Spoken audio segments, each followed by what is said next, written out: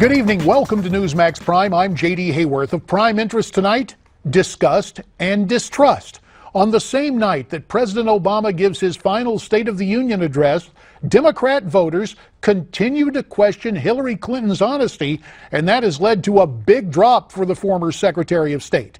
According to a new survey from Monmouth University, Bernie Sanders has opened up a whopping 14-point lead in New Hampshire, 53 to 39%, with the Vermont senator leading among all voting blocs. You'll notice that as late as this past November, that same survey had Mrs. Clinton with a 3-point lead.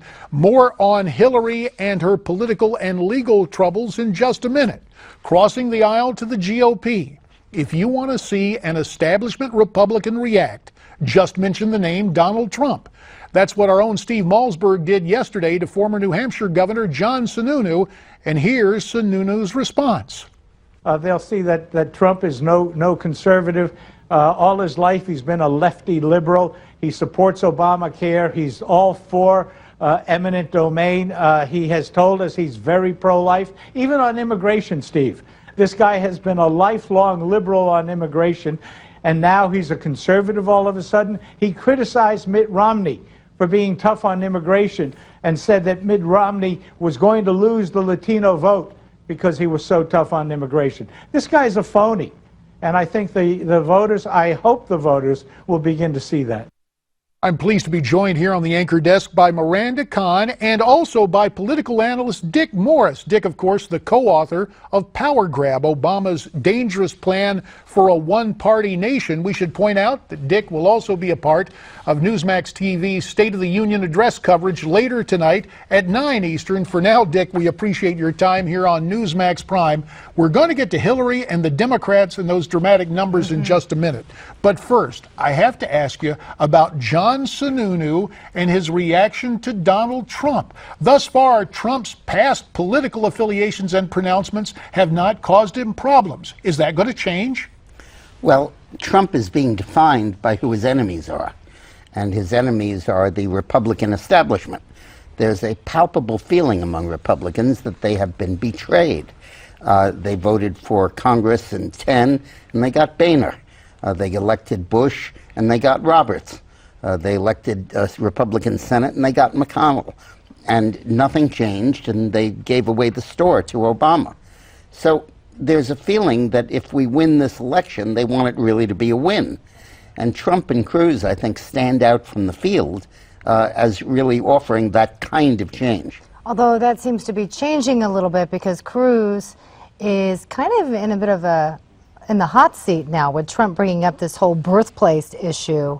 A lot of pundits thought that this would just kind of go away and Cruz would be able to kind of shrug this off, but that doesn't appear to be the case. Well, it's a dangerous issue for Cruz because the way it works is not the way a classical negative works, where you either believe it, in which case you vote against the guy, you don't believe it, in which case it makes no difference. You can believe it a little bit and say, oh, I don't know, but maybe I better vote for Trump because Cruz could be knocked out.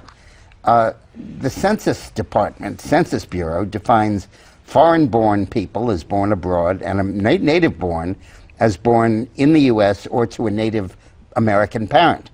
But that may not be how voters define it. I think that the correct strategy for Cruz right now is to point out that a lot of this controversy is being fanned and generated by pro-Hillary jurists and journalists, like Lawrence Tribe, the Harvard professor, who's for Hillary, and he's all worried about where Cruz was born.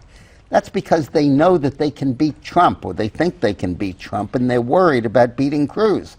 So they want to shoot Cruz with this silver bullet so they can get Donald.